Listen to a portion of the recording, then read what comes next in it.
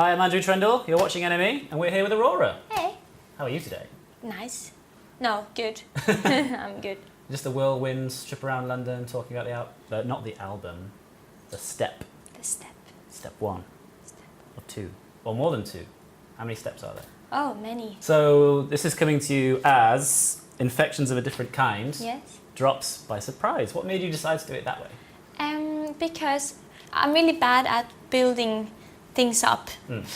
Or like I've dropped hints of things in kind of a very subtle way. So I think a few of you guys out there already knew the name. You already figured a few things out, which is kind of fun. It's all very cryptic. But it's just nice to have a surprise in life, I think. We need more surprises. Good surprises. Are you not good at keeping secrets? Yes. Oh. I am very good at keeping secrets. So what can you tell us about, well, we've heard Queendom and Forgotten Love. How representative would you say that they are of the record as a whole? Not that much. They're both quite different. Oh, it depends how deep you dive into music, of course, but they're quite different if you look quite close. Queendom is quite anthem-like, while Forgotten Love is quite personal. I have only one personal song. It's track number 8, the one I've been talking about for a long time now, and now you know what track number 8 is. That's the only personal song for me, and that was a song that started the whole process. That was the seed to step 1, to this whole campaign, really. Because when I wrote that song, it was in the middle of the night. I realized what the next step is, and that's why it's step 1.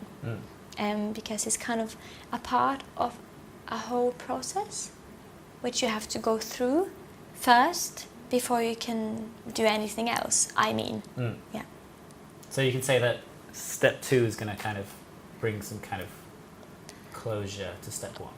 Yes, or at least it's kind of, what's the opposite of closure? It just brings you on, but it's very open, you know, because step 1, this step is a lot about, it's kind of a natural step to after my first album, All My Demons Greeting Me as a Friend, which were about looking into yourself and looking at all of it and accepting all of it, and not kind of, because it's easy to be numb rather than to be in contact with your own emotions. So that was, you know, my biggest mission back then, to make sure that we're not afraid to feel, not afraid to cry, and kind of accepting our demons as a very important part of our evolving as a human, you know. And then this step 1 is about kind of moving on with that. I think we are meant to really fight for each other, but I think it really prevents us to have the capacity to see other people when we're in pain. So first you accept that life comes with pain, and then you really work on the pain. So this step, I really want people to listen to it and feel like they're getting stronger. It's quite empowering. Many of the songs are about people taking choices on behalf of themselves, about coming back for revenge, in my more delusional stories, like It Happened Quiet and Churchyard. They all, you know, the victim kind of comes back to haunt the one that hurt them. It's just about kind of the process in becoming a warrior, a true warrior for the world. But you have to work on your own stuff first. I mean, it felt like the track Queendom arrived at just the right time, because you said that was not only a song for... You okay? Aurora doesn't drink coffee. And she asked for the blackest of coffees. Do you feel alive? Yes. Let's do this. Queendom! Queendom. Queendom! Yes. You said that was an anthem for the underdogs. Yes. But not necessarily a kind of, in a call to arms fighting way, but it was also kind of a way of saying we're all in this together, whether that be men and women, plants and trees. Oh yeah, absolutely. Yeah. Absolutely. And it's all very complicated. Like this step is about so many things, but also it has kind of one quite significant. You said red thread on English. Yeah. You know, like so. Queendom first is about accepting our differences, about learning that we are all, you know, as you said, together in this, especially in this world where the underdogs, which in some places are women, in other places men, in other places children, animals, and you know, and introverts, quiet people, which I think have so much to say, but we live in a world where no one has time to wait. And then Forgotten Love is song number 2.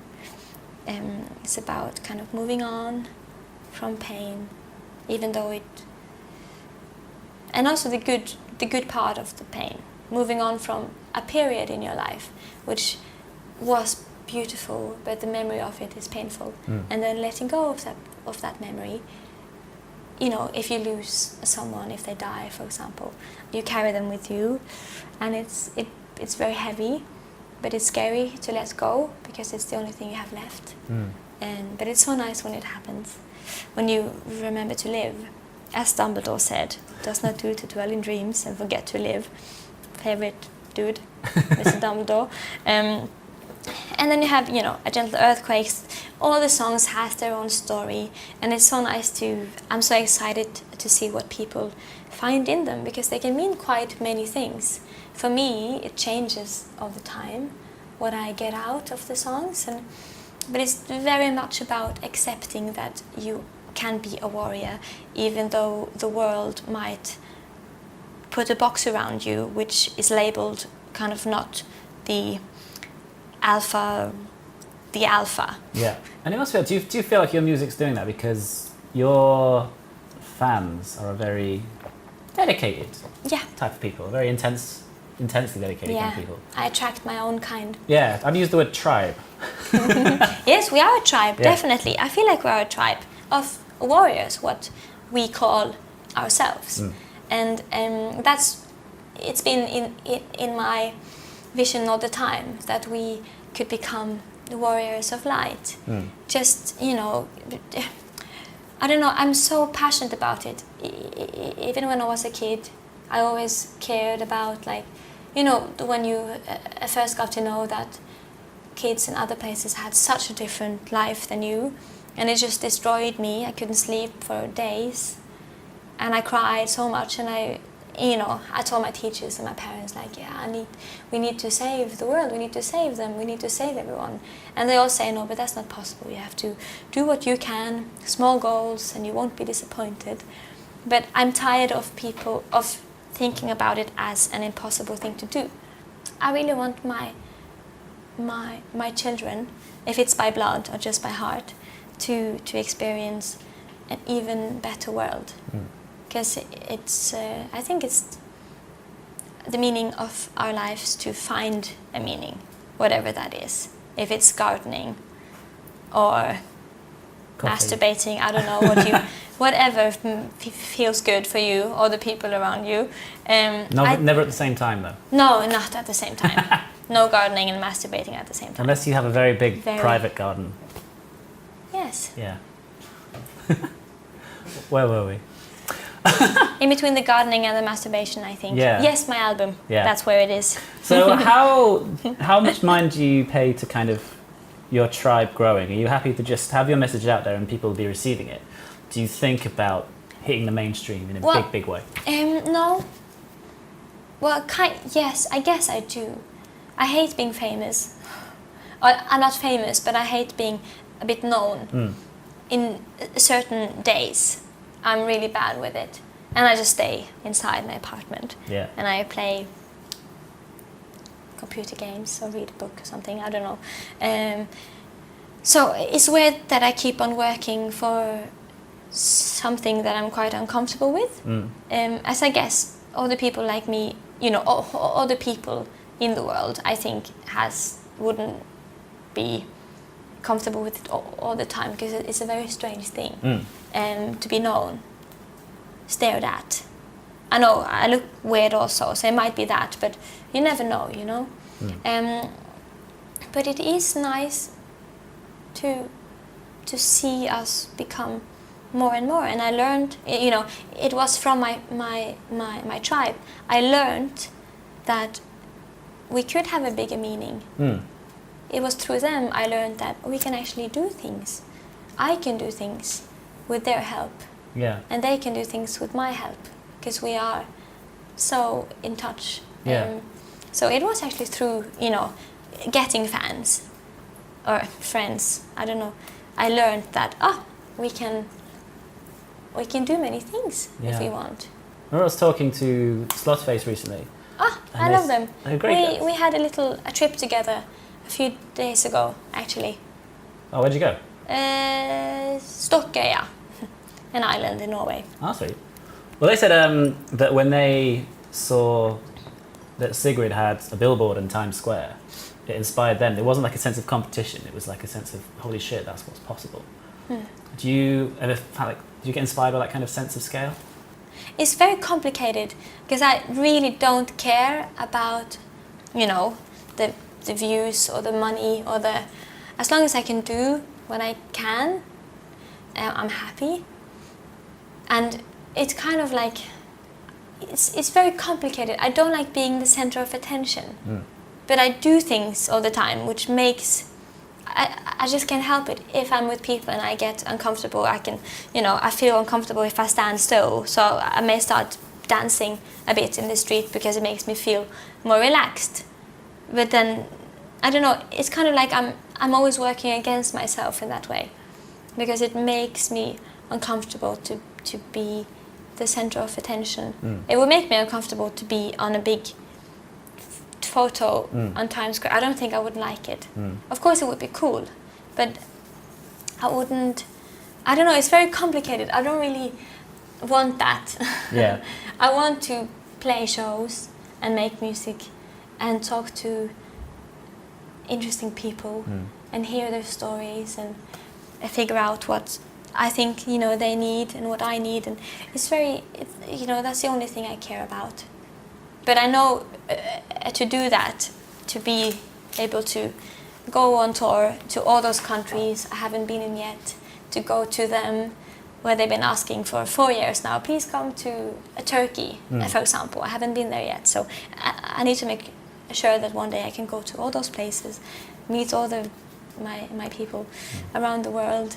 That's my goal, to just be as close as possible without, you know, draining myself, of course.